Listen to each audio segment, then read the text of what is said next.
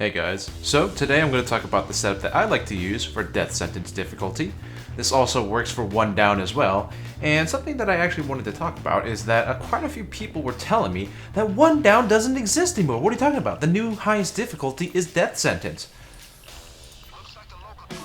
Well, I guess I'm just wrong, aren't I? So, in the past, I've made a lot of builds for the highest difficulty that mainly feature the judge and skills that revolve around it.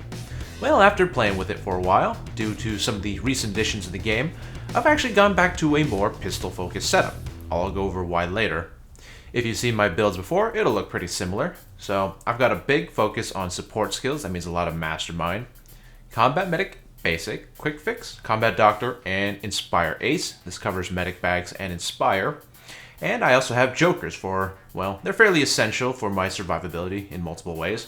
Force friendship and joker basic, confident, partners in crime, and hostage taker aced. Now speaking about survivability, I'm going with a dodge and crit setup. Duck and cover, parkour, and inner pockets aced, sneaky bastard basic, and second wind, optical illusions, and low blow basic. Now for the fugitive skills for my pistol focused setup. Equilibrium, gun nut, and desperado aced, and trigger happy basic. Now to make this one down viable, all you really need to do is pick up 9 lives ace. That'll help you give an extra down for one down. And with the rest of my skill points, I put them in the usual spots. In technician, got some drill skills with hardware expert and drill sergeant, just a bit. And in enforcer, some flashbang resistance with resilience aced. And with the few points that I have left over, they go toward helping out my weapons. Steady grip for increased accuracy, and stable shot for a little bit of stability. Now, funny enough, you guys tend to request non-DLC setup for builds for all the poor sods out there that can't get some of the weapons. There's a plethora of viable free options in this game, but this time it's actually the free options that are probably the best ones. I played around with a lot of pistols, and these seem to work best in what I'm trying to achieve. So, for my primary, I'm using the Akimbo Parabellum pistols, and my secondary, the Crosskill Guard pistol. The Akimbo Parabellums are modded with a reinforced barrel and a concealment boost. For the Crosskill Guard, I have an IPSC compensator, concealment boost, micro laser gadget, ergonomic grip, and the milled slide. For the rest of the setup, I've got the usual: electrical brass knuckles for my melee, Russian doll for my grenade, equipment, doctor bag, armor 2-piece suit, and the rogue perk deck.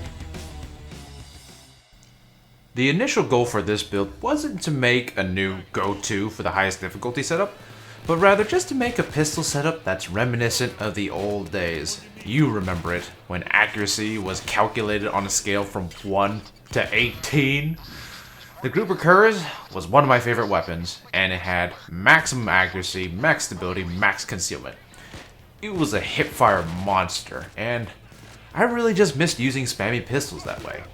Being able to snipe across the map with a tiny pistol, using nothing but hipfire, and breaking my index finger. Those were simpler times, simpler days. But, well, I've almost managed to achieve that. If you take a look at the stats from my Crosskill Guard, it's almost like the Grouper Kurz of old. 92 accuracy, high enough for most practical uses. It says 76 stability, but honestly it doesn't even feel like an issue, might as well be max. And 30 concealment for crits, and dodge, and stealth. And it even has a larger magazine than the old Gruber. So the only thing that it's really lacking is, well, it looks like ass with all the mods on it. And it also doesn't sound nearly as awesome as the Grouper Kurz. But, it's the free option, and statistically, it's actually better than the Gruber in most every way. The only thing it didn't beat out was damage. So, because of how I spec'd out my skills, the Crosskill Guard doesn't quite reach 40 damage, but honestly, I don't even think it really matters that much anymore. It's been so long since I've even cared about breakpoints and shit. But with skills like Trigger Happy and the crits you get from Low Blow, you don't really even need to worry about it. You're getting so much random damage boost that you can't exactly keep track of what shots need to kill enemies, Sometimes you'll just get a crit, sometimes you won't get a crit at all, and you'll have to spend like 4 or 5 shots on one guy. So with these kinds of pistols, you're pretty much spamming the trigger anyway, since they're pretty weak, so an extra shot or two doesn't make the biggest difference in the world. I don't really think I needed the other pistol skills from Fugitive, like the damage boost and the akimbo stuff. I am using akimbo weapons, and they would benefit a lot from the akimbo skills, but for this build, you basically make your secondary pistol a one-man army type weapon. 95% of the time, I'm using the Crossskill Guard. It's second nature. It's got enough ammo to use for trash enemies, and it's decent enough ammo pickup to sustain itself even if you end up using a lot more than you should. From the skills and mods, I've made it very accurate to the point where I can use it for both close and long range. While it doesn't sport the most amazing damage in the world, the various damage enhancing skills more than make up for that for most enemies in the game. Of course, the only enemies that this pistol is weak against are the usual bulldozers, turrets, and the various boss-like enemies. That's where the primary comes in. If you guys have seen some of my more recent previous videos, you'll know that these new akimbos can be outrageous. The Parabellums, in particular, have the damage of a revolver weapon, but with an increased magazine size. Other than that, they're mostly identical, statistically, to the other revolvers, so it's almost a straight upgrade. And they also don't have quite as bad ammo pickup as the broomsticks. So while the akimbo broomsticks can get a whopping 50 round mag, you trade that for a 26 round mag, but better sustainability. It's basically my go-to special killer. I'll very rarely pull it out for anything else. And this is why the akimbo skills aren't super necessary, since I don't even try to use these primaries that often.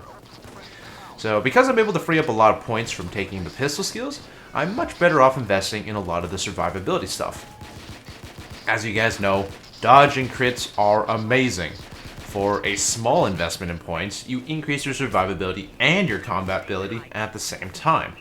The only real downside being that you have a small restriction on your weapon usage. But with the build I've laid out, it's not really a problem at all.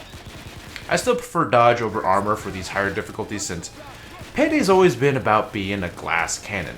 You know, even with armor, you'll die stupidly fast. I've never really been fond of Payday's difficulty scaling.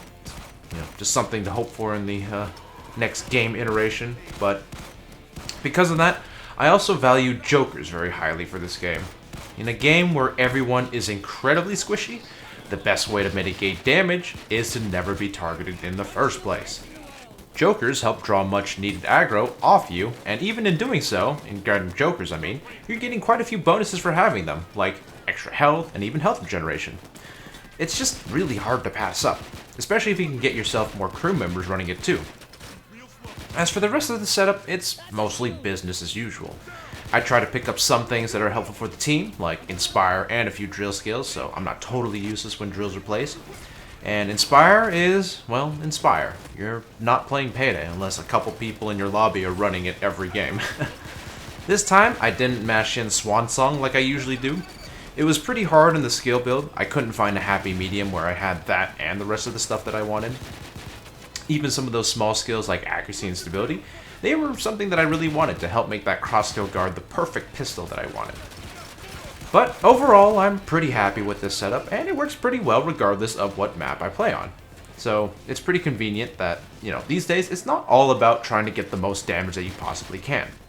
In some of the more recent past builds, it's pretty much that. Just get damage on damage, and anytime, you know, you got one down difficulty coming out, oh, it's just more damage, we need more. You know, Payday's always been about being a glass cannon, either the player or the enemies. Everything has to hit hard, and everything has to die fast. But now, even with the meager damage from the Crossskill Guard, you know, sure, it's not the best in the world, but it more than makes up for that in other ways. I guess, though, it wouldn't really hurt if you did go for a more damage-focused setup. I'm sure it helps a lot for combat, but then you lose out on all the nice survivability stuff that I was talking about.